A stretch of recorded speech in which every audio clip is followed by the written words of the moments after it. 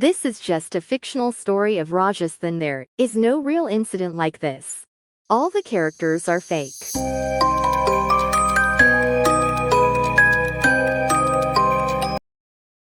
एक समय की बात है। राजस्थान के चित्तौड़गढ़ ज़िले में एक गांव था। उस गांव के अंदर एक अस्पताल था। उस अस्पताल में कोई नहीं जाता था। अगर कोई जाता भी तो वह 403 कमरे नंबर में जाने से मना कर देता। वहाँ के लोग उस अस्पताल को शैतान का घर कहते थे।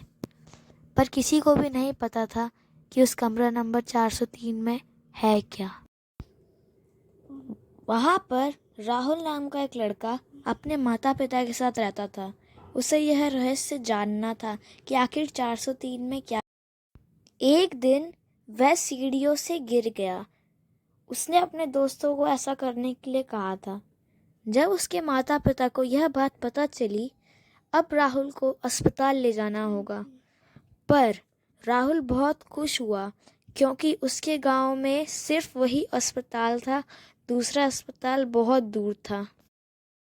मजबूरन उसके माता पिता को उसे उसी अस्पताल में ले जाना पड़ा। राहुल को डॉक्टर ने अंदर कमरे में बुलाया। वैसे तो राहुल डर गया, पर फिर वह बहादुरी से अंदर गया।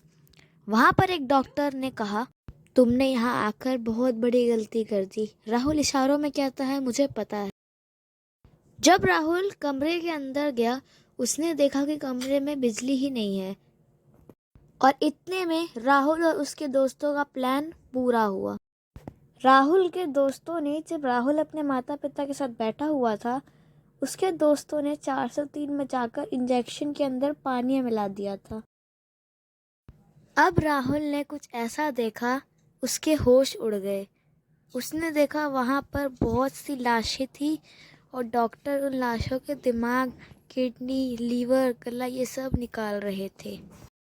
अब राहुल की बारी थी। उस डॉक्टर ने राहुल से पूछा, तुम्हें क्या हुआ है? चेहरे पे इतने निशान क्यों? दूसरा डॉक्टर उस डॉक्टर के कान में बोलता है, प्रोफेसर, इसके 90 लाख तो मिल ही जाएंगे। राहुल ऐसा दिखावा कर रहा था कि उसने कुछ सुना ही नहीं। कुछ समय बाद डॉक्टर ने राहुल को वही इंजेक्शन दिया। राहुल ने बहाना बनाया कि वह बेहोश हो गया है। राहुल ये सब की रिकॉर्डिंग अपने फ़ोन में कर रहा था। जब डॉक्टर चाकू लेकर वहाँ पहुँचा, इतने में राहुल ने अपनी आंखें खोली और बोला, बहुत लोगों को मार दिया तूने, अब देखना पूरे गांव को तेरी हकीकत पता लगेगी। वह ये बोलकर भागा। डॉक्टर ने कहा, पकड़ो उसे, और वह अपने माता पिता के पास चला गया। अब इस काम में उसके माता पिता भी उसके साथ शामिल। अगली सुबह राहुल और उसके माता पिता ने सारी बातें गांव वालों को बताई। अब वह डॉक्टर और उसके कर्मचारी को जेल हो गई। अब वह अस्पताल में अच्छे डॉक्टर्स आ गए।